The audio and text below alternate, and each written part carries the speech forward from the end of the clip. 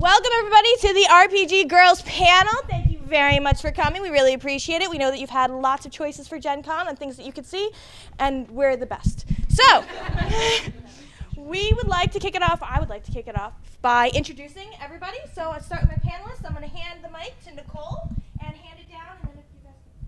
I'm first, really? Hi, my name's Nicole. I'm part of Twist Gaming with the lovely Anne over here. Say hi, Anne. This is all about you. And I also am the operations manager of a board game company called Jelly Bean Games.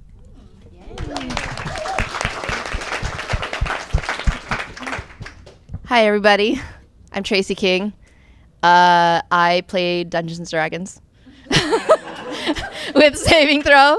I also produced one thing for Geek and Sundry. I also play video games with a group of people called Takosu Squad.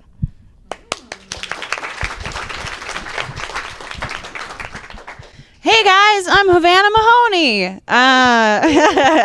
I play Dungeons and Dragons mostly with Saving Throw, and then some other tabletop RPGs over there. I just GM'd for the first time recently.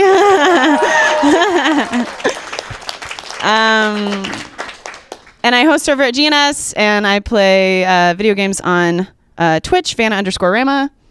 And I've just been pooping for the past 2 hours, so. That's important information.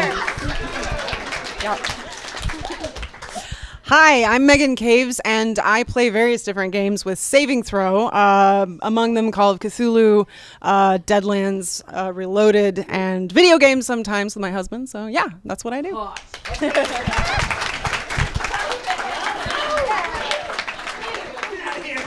Hey y'all, I'm Becca Scott. I jumped on this panel last minute. I am a host on the Geek and Sundry Twitch channel where I play a lot of tabletop games and sometimes the occasional one-off RPG, which is real fun. But yeah, I'm very excited to be sitting. This isn't working. Oh, is this a toy? Did you give me a toy microphone? I don't appreciate being tricked. I do like to.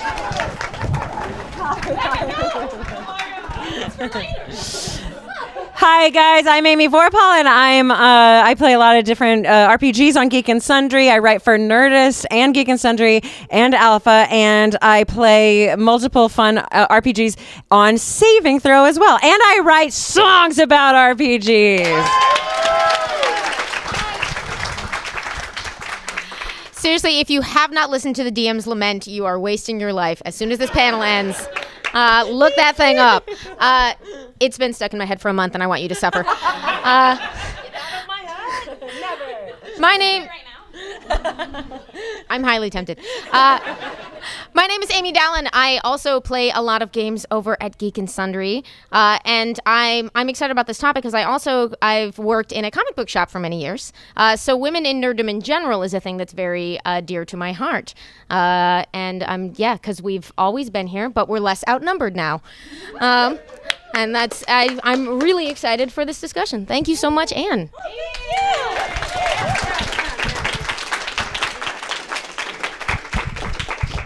Thank you, everybody. So I have some questions for you ladies about being women in the industry. I'm hoping to keep the tone of the panel really positive, and I really want to talk about some of the issues that women in gaming and nerddom in general face, and I believe that's what you guys are all here to hear. Yeah, cool. So I want to know how each of you really quickly got introduced to gaming. Yeah, Amy? Let's see. I come from a nerd family, so there were just games in the house since forever. But some of my early non-family gaming experiences, I got into Dungeons & Dragons in elementary school. And the key there was that I was playing with my brother and one of his friends, but I was older, so I could demand that the DM do basically whatever. But the actual takeaway there is finding, if your first couple groups are supportive, that'll kind of set the tone for everything that you get to do after that. And so, I don't know, that's my takeaway there. Yeah, I was also I didn't know I was nerdy, but I did read a whole bunch of fantasy novels. And then in college, in my freshman year, a friend of my cousin's friend saw that I had a Yoda Mosaic poster, also knew I was an acting major, and said, "You come with me," and from thenceforth I was a D&D player, and I started with 3.5. Maybe not ironically, Jordan and Meghan both played in that game, so we have the same kind of dungeon master history. Like we've all kind of played with the same people, so that's how I got involved. Well, when I was a kid, my dad bought a 486 computer. Does anybody have one of those? Yeah. And he just kept buying us games, and I would play all the games, and my sisters would try to play, and I would say, "You can watch me." But I didn't ever play an RPG until a couple years ago at Geek and Sundry, which was amazing because I do improv and I'm an actor, and so I was like, oh, this is just acting but sitting down, and it's really fucking fun. That's all I can remember that I was gonna say.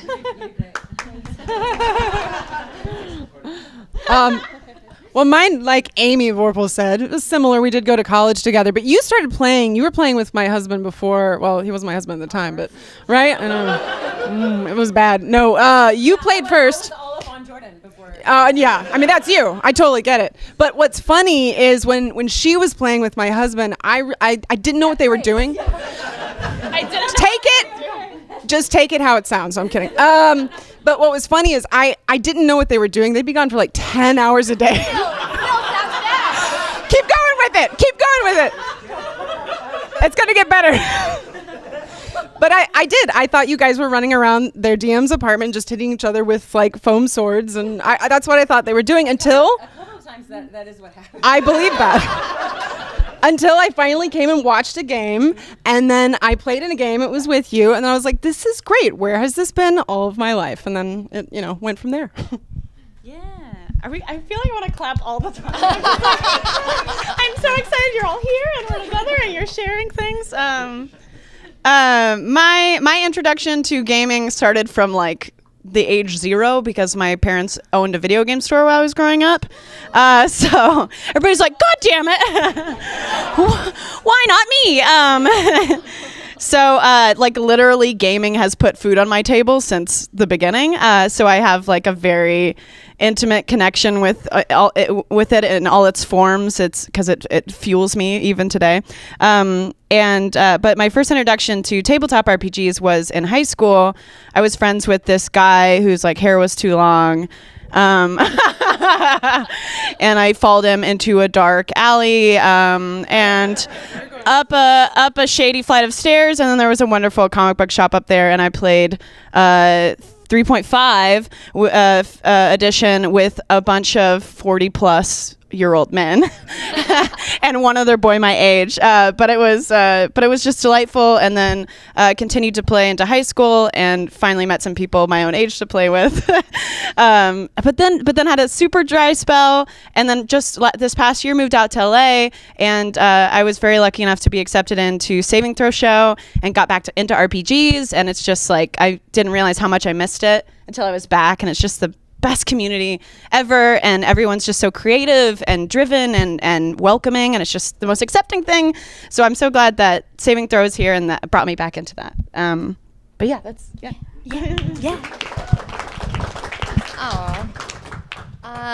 I got into gaming, not like you, at the age of 0, but probably about your fetus.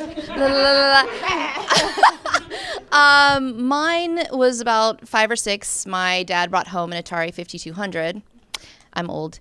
And then just destroyed Kangaroo. Don't know if any of y'all know what that game is, but the one other person in this room destroyed it. If you guys are into arcades, please check it out at arcades if they're still alive. All the arcades are dead.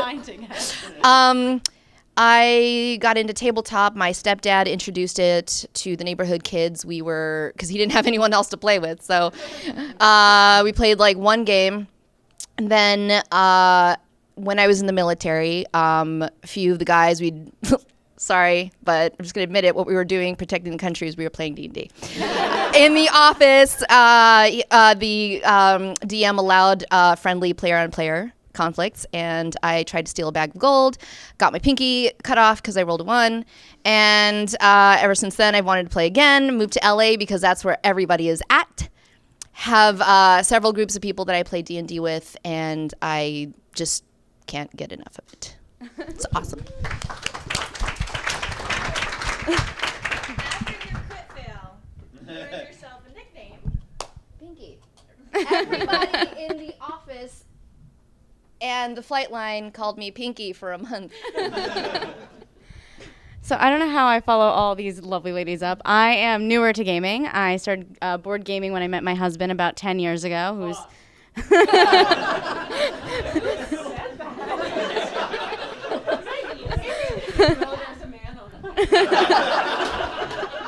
About 2 years ago, he was inspired by something I'm sure you guys have heard of called Twitch Plays Pokemon, to let our Twitch followers play board games with us. So that's how Twist Gaming got started, where I started hanging out with that woman over there.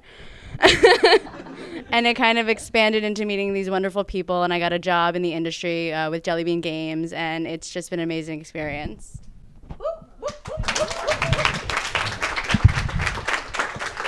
That's I love this cross. You keep doing like your.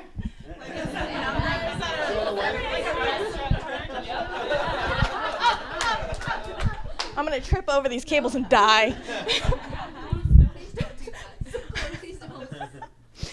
I feel like our generation has had a lot more acceptance into being nerdy and girls, and that the generation prior to us has had it a little bit more rough. I was very fortunate where my parents were divorced very young. My mother got into video games, and it was the way for my mother and I to connect since we were really little. Right in the heartstrings.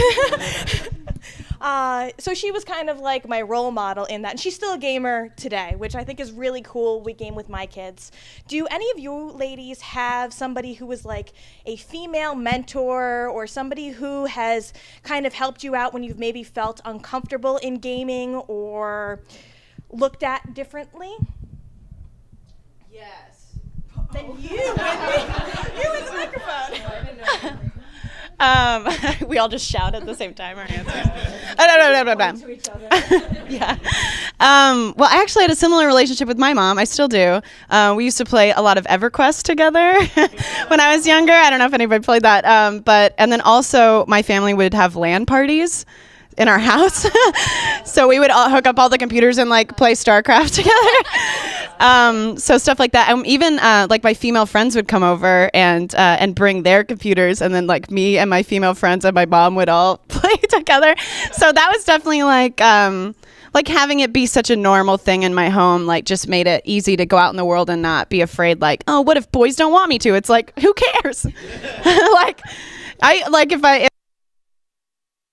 I'm like going out and it's like, wait, what do you mean I can't play? Like, no, my mom said I could. So I feel really lucky in that regard, but more currently, like it is kind of a struggle sometimes where it's like a lot of gaming is very, maybe not male dominated anymore, but the presence and is more male. But I feel like I think it's like 51% of gamers now are women. So it's like, it's just an image. Like we have overtaken. So screw you guys. But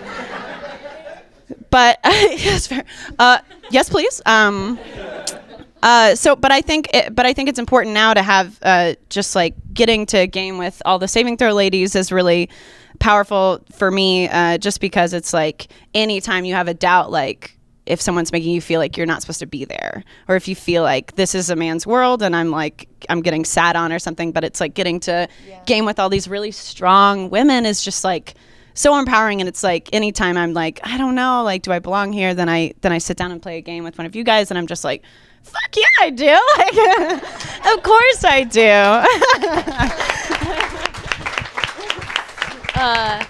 This isn't particularly about a female role model, but just backing off what you were saying about being sometimes the only woman in the room. And it's really cool to be sitting with all these powerful, wonderful women. But I think what women need to remember, and that I'm sure every woman in this room does, is just be loud. Like, men don't mean to do it, and probably not the guys in this room, but a lot of times guys don't realize that they're subconsciously trying to shut you up or talking over you, or not realizing that they're doing it in a way that doesn't happen to other men. And like, you'll watch and you'll be like, okay, you don't realize you're doing this, but you're totally talking over me because I'm a woman and I'm aware of it, so I'm gonna talk twice as loud and twice as much. I think we can't be afraid to just, be loud, because that's what inspires other women to be like, oh yeah, I could do that too. Yeah. For sure. Totally. I actually have, maybe something a little unique in that, I'm just gonna admit it, I grew up in the 80s.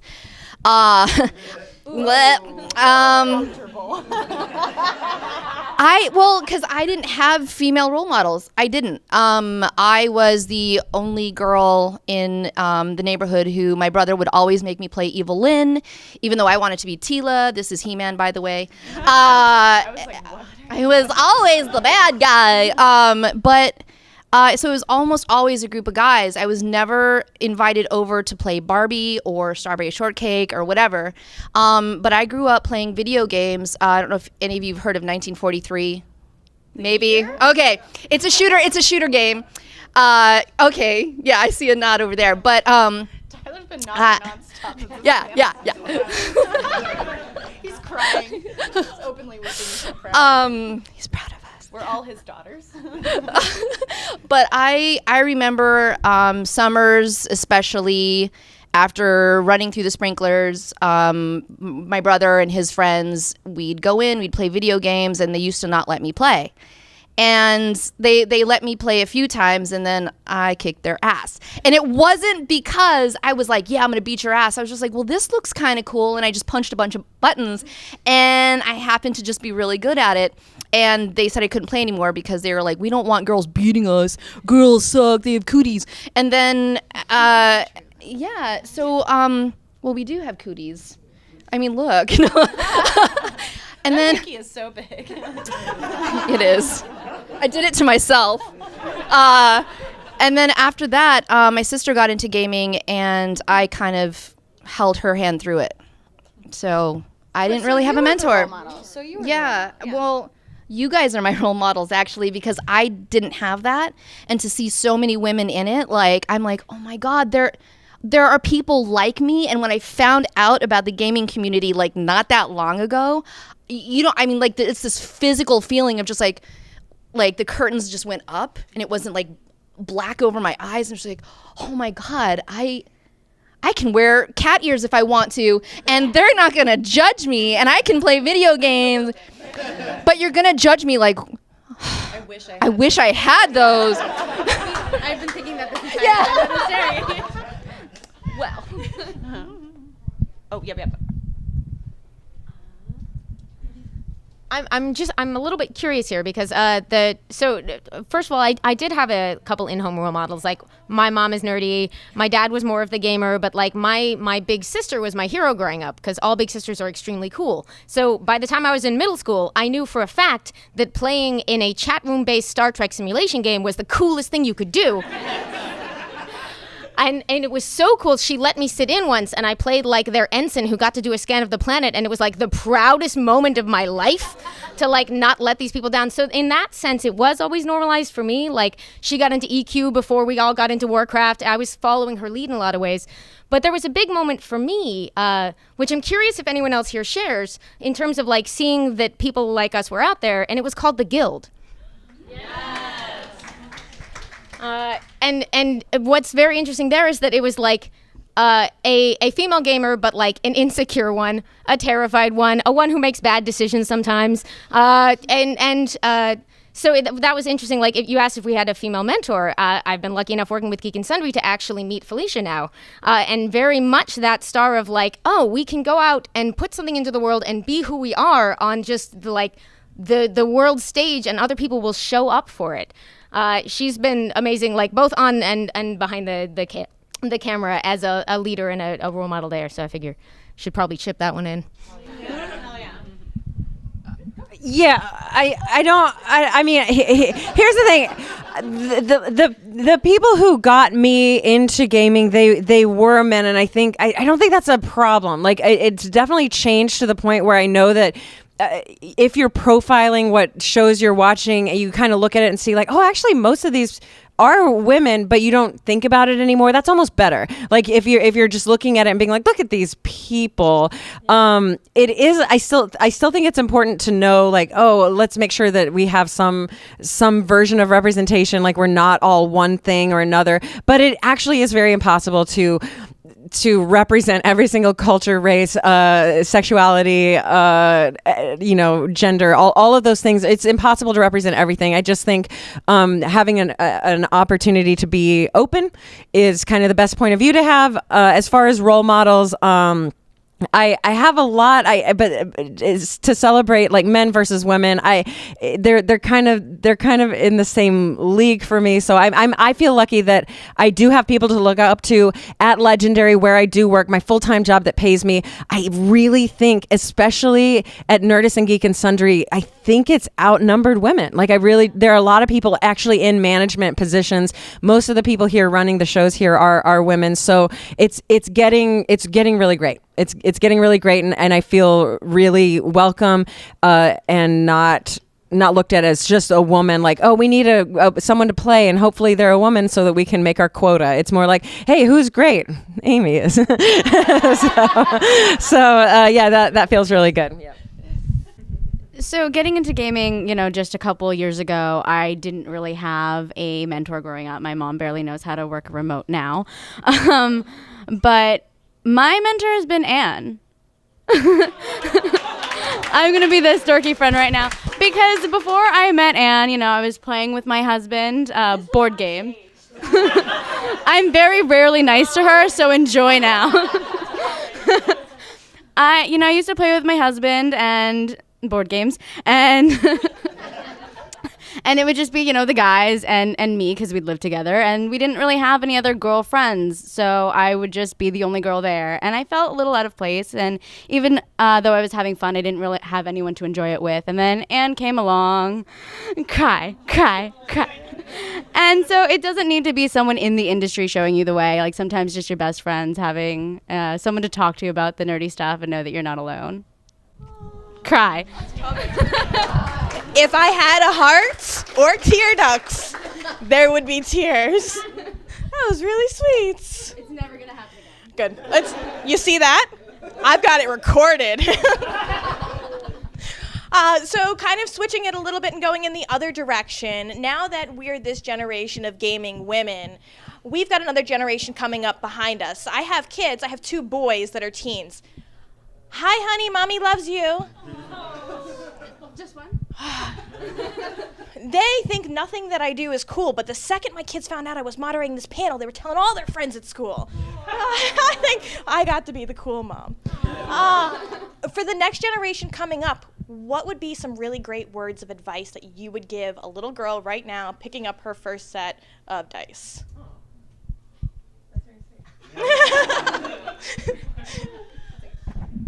Just play. Don't think about it. Just play. Don't worry about it.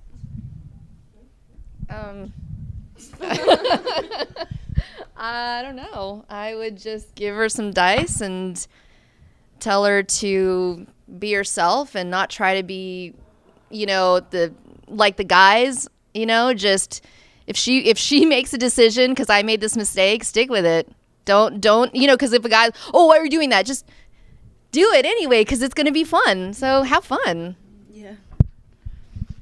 Well, I feel like a lot of us up here are lucky enough to get to do this for work and get to perform this, but it is like a different thing to just play it. So I think if if it was a kid starting out, I'd just be like, make sure you're doing it with a group of people you trust, because when you're first starting out with D&D, especially, or any tabletop RPG, it can get really vulnerable, like emotionally, and like, getting into character can be really awkward if you think that people around you are judging you, which is like not fair or cool or whatever, but it's a reality of the situation. So I guess my advice would be like, find a core group of people, probably your friends, and just get them excited about it, and make sure you feel safe and comfortable. And then when you're just starting out, you're going to have so much fun, and you're going to get to connect with them in ways you never got to before, and explore all these things together. And it'll just it'll get you into role playing, and it'll heighten your friendships, and it'll make you a better improviser and actor, and it just opens so many doors, in gaming and beyond. So, but just make sure you feel safe and comfortable, and so you can have fun.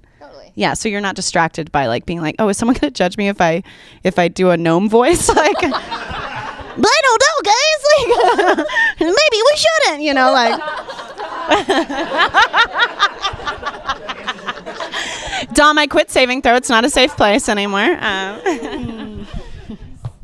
Well, I think I would say similar to what everyone else really has said, but the biggest thing is just to be honest to yourself. If it's something that you really enjoy, to push through it. I mean, I think for me, that's something that I'm still dealing with, is being okay, being myself. And honestly, saving throw has been a huge step in that for me. Huge fucking step. But I think that, my first experience with RPGs, the first thing I did, we did the whole like meet in the tavern, and our GM at the time was like, so, just introduce yourself to everyone. And I went, okay, well, I have low light vision, and I'm 5'6". And I was so nervous. I had no idea what I was supposed to say. But they, it was like a playful thing. They didn't go, oh, you idiot. And if they had, I probably would not have come back. And I think that's a big deal. But I think on top of that, it's important, and this is hard, especially when you're a kid, but even if that happens, to go, you know what, maybe they were just being jerks. I can still play this. I still belong here. And it's hard, but that, I think, is what I would say. This isn't necessarily advice for a kid, but just an observation. I think as the next generation, as we're moving further and further away from the hunter-gatherer, child-rearer, situation, gender is becoming more fluid, as much as people try to fight it. And I think all we can do is encourage, if you have children or nieces or nephews, you guys are the ones that are not saying, oh, that's a boy thing to do and a girl thing to do. And I think everybody in this room and everybody in the internet community, okay, not everybody, is starting to realize that anyone can do anything, and those barriers are breaking down. And I think just naturally it's going in the right direction. As there's always steps backwards, but I think it's really beautiful. Like, with things like the movie Wonder Woman, where you see how badass action scenes with just women can be, because they can spin and kick and fly higher, and it's just so cool. I'm very hopeful that the women of the next generation are gonna say, yeah, I could be the president. I could be a badass action hero. And so that, we just need to continue to foster that awesomeness that's just happening. Yeah. I've got two little bits of advice I would give a young girl, and the first one is a little bit negative, but more in the sense of a quick story. When I was in LA looking for a gaming group, it was a group of 11, which is too many. But I was the only woman, and they made me. One guy read a poem from a book, a Walt Whitman book. It wasn't even an original poem, and then said, "And you fall in love with me." And I was like, "No, I don't think so." And the dungeon master, also a dude, was like, "Yeah, well, roll a will save." And I was like, "Oh," and this is back, I think it was 4th or 3.5, and I was like, okay, and I failed it, and he was like, you're in love, and it was just this weird thing, and the advice that I got out of it was I should have left that group. That wasn't the place for me, and I should have known, but instead I was like, okay, like I didn't have enough courage to have a private conversation. Like, you're railroading my character. In fact, all 10 of you are. So my advice is no is an okay answer. Like, you don't have to play. It's supposed to be fun. If you're uncomfortable, well, get out of there. Second piece of advice, kind of dovetailing on that, to a young woman, I would say you be the DM. Just grab the book and you be the DM. You tell the story. You don't need someone to hold your hand. Just jump in and you make the mistakes, and you be the leader and the power hungry monster.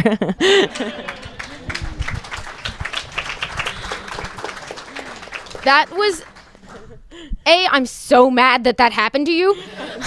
And I'm so glad that you came to the point of, like, you weren't doing it wrong, they were. Yeah.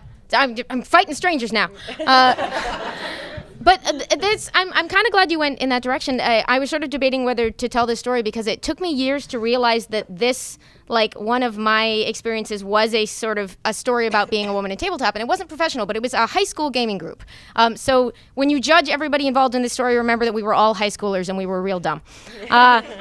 But I was I had just discovered a new gaming group and learned all about White Wolf. And White Wolf games had a lot of opportunity for cool stuff, and they had a lot of opportunities for, like, be careful with this. I hope you trust your DM and you trust everybody you're gaming with, because they have, like, opportunities for sexy times and many things that naturally arise from the World of Darkness setting. But I was in a mage game, which is magic powers, and one of the guys in our group, who was a friend of mine, wanted to create a character with, like, crazy mind powers. And he wanted that character to sort of specialize in seduction.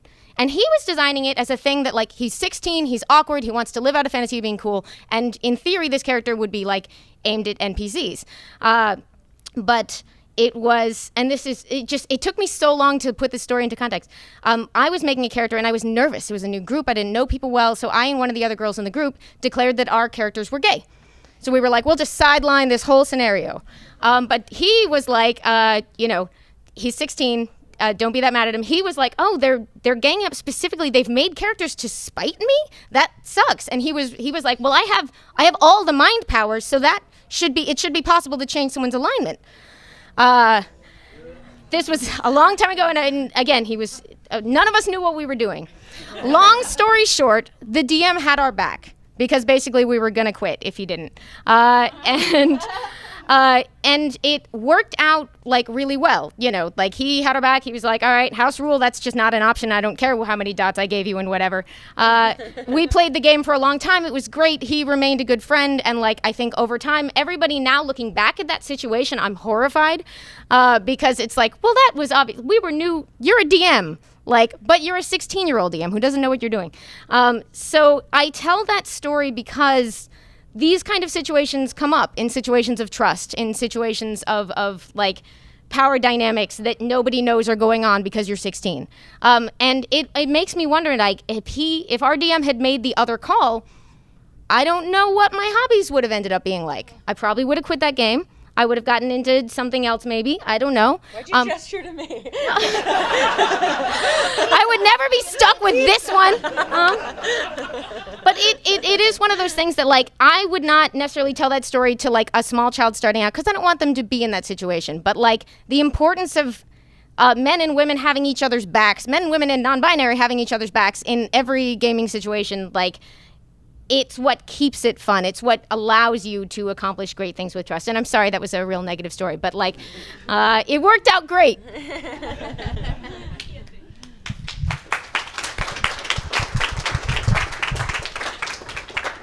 I think that from negative stories and from mistakes and things like that, there's a lot that can be learned. Because you're telling a negative story and you're like, hey, this is how it ended up for me. But I'm not going to tell you the story just to tell you the story. Let me tell you the story so that you can learn or see or maybe observe this situation from a different perspective. On that note, one of my favorite things to do, and I'm not sure how comfortable you all are going to be with it, is to learn from other people's mistakes. Can you tell me a time that you have made a mistake in a game or in a situation and learned from it? or maybe somebody might be looking at a situation and you want to give them the opportunity of, hey, I went this wrong way, didn't work out so well for me, don't go this way, and here's why. Amy's my favorite. It's okay. I can be your favorite, baby. Yeah. So actually, this happened recently on Iron Keep Chronicles, a D&D 5e game that I play on Saving Throw, and I actually, believe it or not, I am a bit railroady, and I do like me some attention. But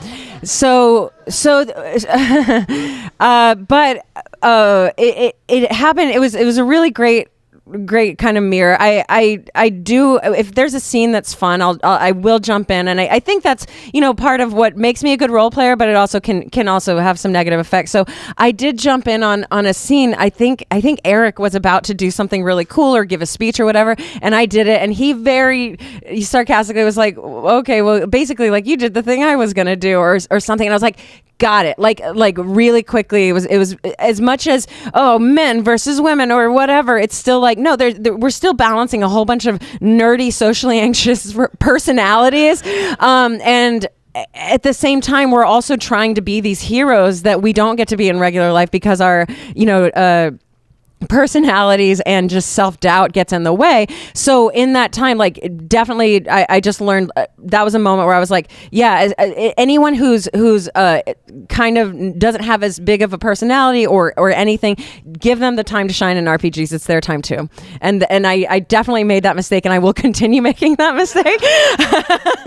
but I hope from here on out, I definitely recognize, like, this isn't just my game to be like, look, I'm better than I actually am. It's everyone's time to be better than they actually are. And I don't think it's a spotlight kind of thing, like trying to put you on a spotlight, because I'm sure that there are other DMs who have the same kind of personality and things like that. Yeah. So, yeah, like, I don't think I was 100% wrong, but it was a mirror that I looked into, and I was like, I need to, as much as I like the spotlight, like everybody does, especially in RPGs. So just to share it, that's all. Kind of to contrast what you're saying, something that I think I do a lot that I'm trying to get better at is kind of the opposite. I pull back a whole lot. It's like, I don't want to step on people's toes. I do it so much so that sometimes I just shrink into the wall behind me, and it's like, was Meghan here? Where did she go? Yeah, I think I do that a lot. So I'm not saying that you have to be a big personality or whatever, but I think sort of like what I said, just for advice for new gamers, is it's kind of about learning to own your space, and it is okay sometimes to step up and go, no, I'm doing this. I'm saying this. It's me. But it's hard. I mean, it's definitely hard for me. I don't think as many people, like maybe you, struggle with it as I do, but but no offense at all. But yeah, I think that's one of the biggest mistakes I continue to make, and I think I'm getting better, but it takes time. It's hard. It's not easy. So. Specific story. I do that, by the way, a lot as well, so I come across as a little shy. I have a very specific story that Havana just reminded me. Remember this mistake? Oh my God! Wow! Oh my God! This is actually, I didn't think it was that funny, but it's a little funny. She was there, Tyler, Gaurav. We were all there.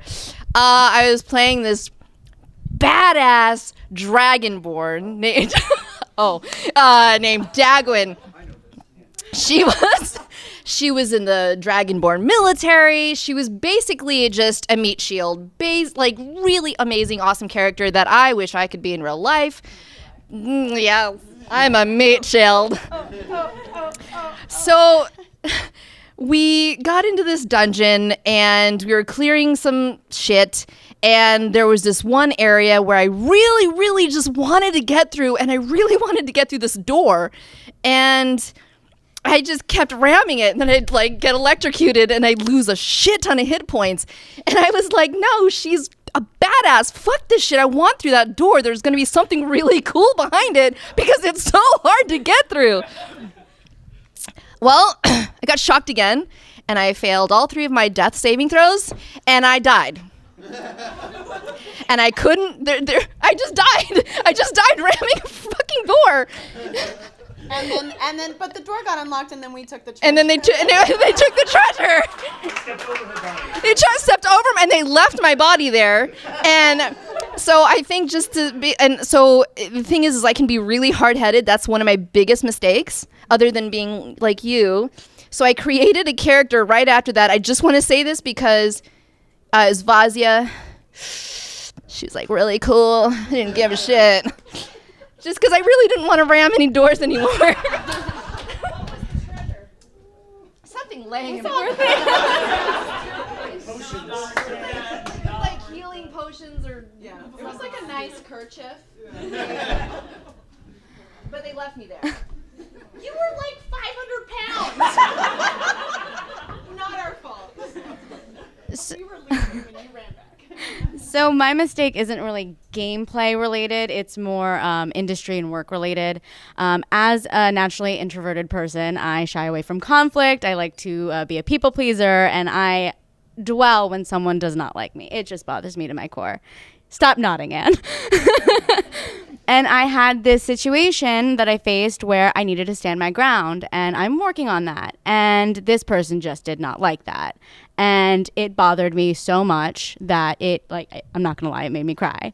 And they decided to take it upon themselves to tell my husband on me. And I realized that, okay, this kind of person is not going to respect me no matter what I say, no matter what I do. And I need to be okay with that and not worry about it. And that's what I learned.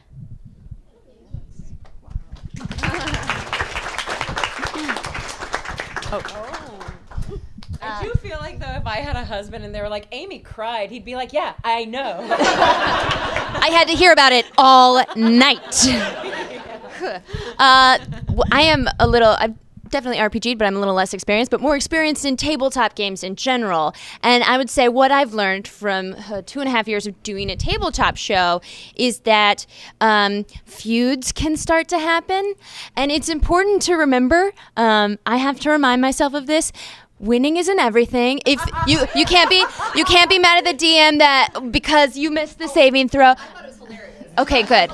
Yeah, I think the lesson that I've learned this year is to not take gaming to heart, because I think, we're all nerds in this room and we want everything to go our way and we care so passionately about a game. But at the end of the day, it is a game, and the reason we're doing it is to socialize with one another and to have fun with one another. So don't let, a feud in a game get in the way of friendships, and remember that winning isn't always everything, which is really hard for me to say because I really like to win.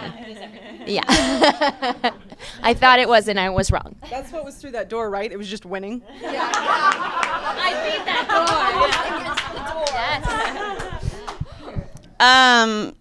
I'm a shit starter, guys. I'm a shit starter, which is like not true. Oh, okay. And I have been ever since I started playing D&D. I really like to push every button to see what happens.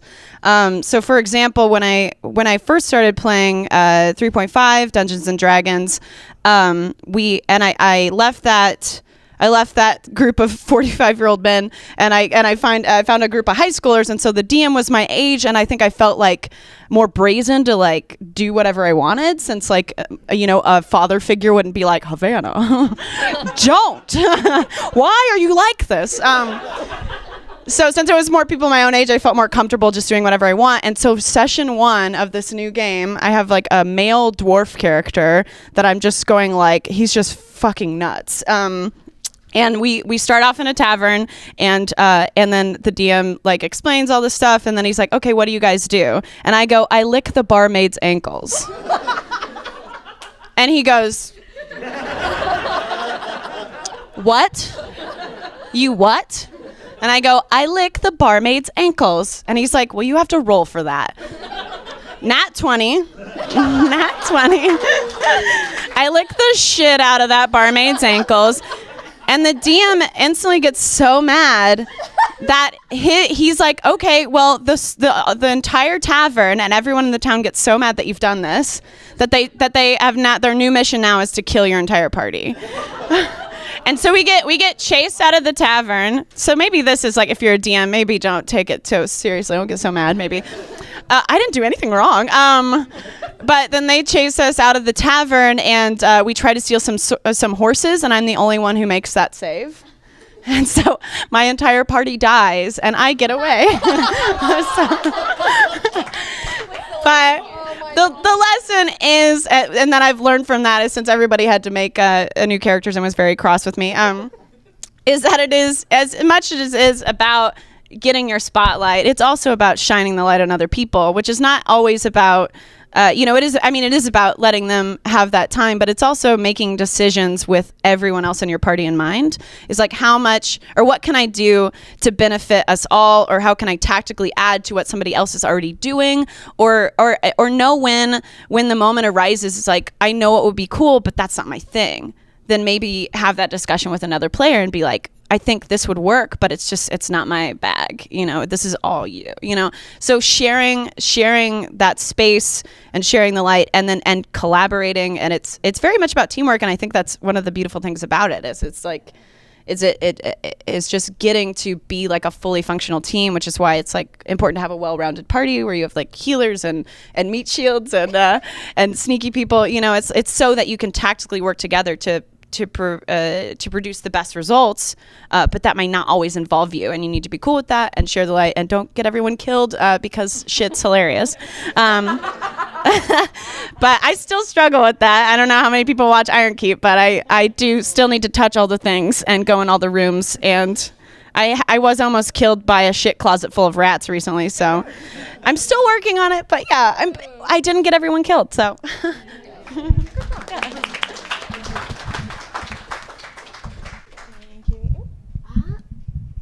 I've been trying to think this through, and now that I get to play on a bunch of shows, I do spend a lot of time worrying about like when's the right time to step in and when's the right time to step back to make sure I'm sharing space, because I have so many wonderful. So that's where my brain is a lot of the time, and it takes like a lot of like, I'll sit around after games being like, I shouldn't have said that specific thing at that specific time because I think that person was about to do this.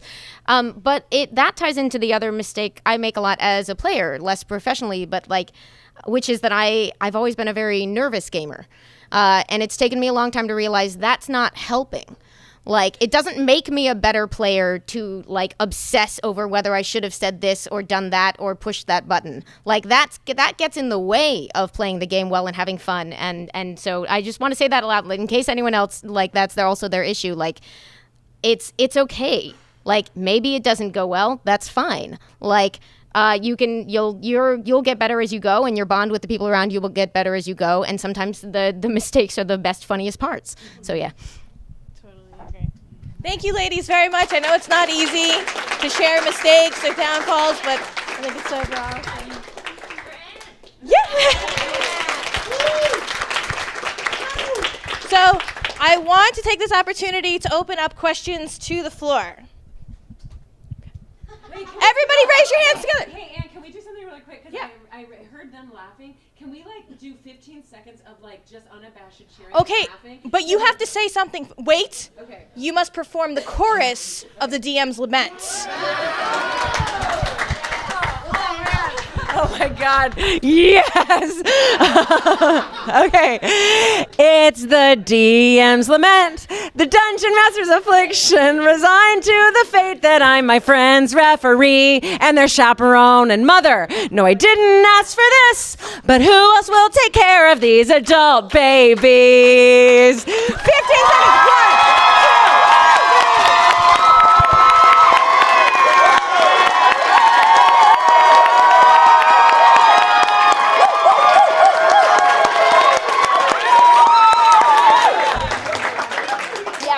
1, 2. Why doesn't every panel do that?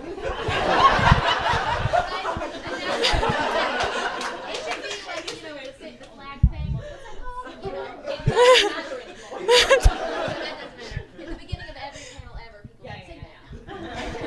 I can't believe people know that. That's very cool. All right, who are my arm raisers? In the back, what we're going to do is, because I have ADD, so that means no short-term memory. You're going to ask the question, and I'm going to repeat it to the best of my ability. Okay, as a publisher or project manager, what can I do to make the voice of the females involved So as a publisher or a product developer, how is he going to make sure that his products speak as equally for women as for men? I don't know specifically what it is that you were. Okay, well, I will say one big thing for me is the art in it. Yeah. So much of the art. You know, I mean, I get an attractive woman, boobs, no clothes, whatever. I get that, but I get it. It's hot. I get it. Men too. Well, sure, yeah, that. But it's I mean, whenever I come across a book and a woman has like actual armor on, it's like, oh my God, this is the best thing ever because this actually makes sense finally. She's not gonna die the minute she enters battle. Right? That is probably one of the biggest things you can do that is the most present right at first. I think that would make a huge difference, and it does when I see it, for sure. Don't write a woman as a woman. Write them as a person. Make them three-dimensional. This is not gaming related, but Rick and Morty finally got some female writers, and Summer has some shit to do finally. Like, just make them a person. The easiest thing for me, and the last few RPG books I've read have done this, is just switching back and forth between pronouns. Like, your rogue does this, blah, blah, blah, she, blah, blah, blah, blah, blah. And you're like, oh, she, yeah, totally. And whether or not I was reading it one way or the other, that really helps. And then switch back to he, and then I guess... And now, yes, please, and use non-binary pronouns as well. That would be really fantastic. But if your brain thinks in terms of really cool, awesome men, that's fine. Write it and then switch it back. Making the product and talking to my team, and we're all like hashing ideas. The woman typically gets like shunted to the back, and I have to call her back forward. I have to be like, hey, you know. Oh, within a writer's room situation. I love that you asked this. Because I heard that part of your question about like how can you step forward, and like first of all, a huge bravo for noticing and for caring, because that is something like. If you are the only woman in a room, like, you really need support from dudes who are paying attention. And I think you probably, like, the answer is partly contained in your question, because you, like what you just said, pulling her forward, making sure there's a lot of great advice now, like, that's aimed at sort of women for speaking up in business circumstances. But I think that everybody should read it, because those are things that a lot of people can do. There's tips of, like, when women are in a meeting and you hear another woman have a good idea, and it's like, oh, Becca just said this great idea. Just repeat it and put her name in there and like keep it on the agenda. So there's a lot of great advice, and I think like it's so key, not just for women to, like, we all need to learn to stand up for ourselves, but we also need to learn to support each other. So just thank you for trying. I think you're on the right track. I hope you don't mind that I answered this question now that I know what it is. I am a writer. I'm developing a bunch of shows. I'm the one writer for Mothership, but I wasn't always. And even in that room, I'm the only woman. I'm the only writer. I'm the one that makes the show happen, but I still get trampled on.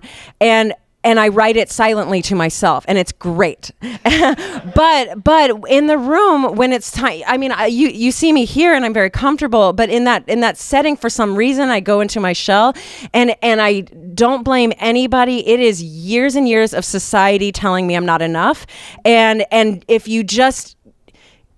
The one thing is, don't give up on her. Like, don't fire her. Don't if you want to take her aside and say, hey, I noticed that this is happening. I'm going to do my best not to let it happen. However, you don't need to worry about it. If this is who you are, that's totally fine. I can't wait for the day when you do come forward. Man, if my boss said that to me, and they're all producers and they all think I'm great, and when the camera's on, I'm on. But if somebody came to me while I was writing the script and is like, hey, I noticed you write silently as opposed to, pitching jokes while we're all, just doing stuff that never gets in the script because it's not funny. But if I was a little more vocal about it, I could at least participate in the fun of writing. And I if for whatever reason in that circumstance I don't. But if they said, hey, I noticed that this is happening, and it's cool. Whatever you're doing, it's cool. The job is still yours. Another thing you can try to do is give her maybe a passage or her own chapter or her own something. Like, you build the character and we'll work together on this. Partner her up with someone. But give her an okay, like a check mark, like, whatever you're doing, great. you're hired for a reason. We love you having you here, and you being quiet doesn't help. It doesn't hurt or help us. You keep being you, and yeah, I can't wait until you feel comfortable enough to join the rest of us. That conversation or just that sentence would. I'm doing a wishful thinking, but if a boss came to me, it's not that I'm scared. It's not that anything's happening. It's just 32 years of people, of societies being like, you're a woman. We're telling dick jokes, and I can tell dick jokes with the best of them, but for these circumstances are just complicated. That's all. How do you police the dudes without making them defensive or putting her on the spot? Do you have an answer? I think so. I think it was kind of what I was going to talk about. I think one of the big things, and I agree with what all you guys are saying is very on. But I think the other thing too is that we do kind of like privatize these conversations, and I think if we made it more of a group conversation, then it's like everybody's being held accountable. Like if you're in the room and all the boys are there and all the girls are there and we're hunkered down, and you're just like, look. This is the problem. We need to give so-and-so more stage time, whatever that situation is, or more, we need to give more respect to the woman in the room. And I do think she's being trampled on because of these reasons. And maybe you're not aware of it, but it's like you're talking about them getting defensive. I think that's more like to happen if you pull them aside and they're like, look, Jeremy, quit being a dick to Anna. Like, why you always talk over her during the meetings, which is like, that's fine if that's like what you need to do, but I think it would be more healthy if it was like a full discussion. And even if Michael over here isn't the fucking problem, it's not going to hurt him to hear it, and then it's going to be, everybody's going to be aware. And then it's not only you being like, I see what's going on and I'm holding you accountable. It's now everybody is holding everybody accountable, because now every meeting from then on, everybody's going to think about that talk you had and be like, analyze your group, because I could see in that situation me being like, oh fuck, everyone stop looking at me like that. Oh, I'm yeah, and I want to be like, oh, but by the way, I didn't do this. Like I didn't go to my boss and say you guys all suck. So just analyze whatever group. Make sure the women in the room have a voice. We don't have to be like, you don't have to label it like that, because it's this dark monster that's lurking under the surface of so many things. It's like, you don't even need to fucking say it. Like, if you go in a room and you go, hey guys, we've been having a lot of problem recently with maybe not hearing each other out equally, talking over each other. I just want to make sure everybody has equal time on the floor and we're all pitching ideas and they're all being considered. You don't need to be like, you guys like women more, you don't. Women are people too. You can just have a discussion about it, and it's like, and if they're aware of it, then ideally they're going to apply it to everybody, and they should. It is, we're here talking about women, but it's also about non-binary. It's also about minorities, and so it can be just a very open discussion. It doesn't need to be targeted so anyone's uncomfortable, and you still might feel uncomfortable, but I think in the long run, it's probably worth it. Like, it sucks to be marginalized, and it sucks to be afraid that people are applying these kinds of talks to you and judging you. But it's like, what's the alternative? Is that you never get the chance to be who you really want to be in the room because you're worried what people will think? Like, it's fucked up and it's scary, but I think in the long run, worth it, right? I don't know. Right? Okay, bye. Okay, bye. All right, so unfortunately, it is 2:00, which means we are going to get kicked out. Everybody say aw. That makes me feel better. How about a round of applause for these lovely ladies?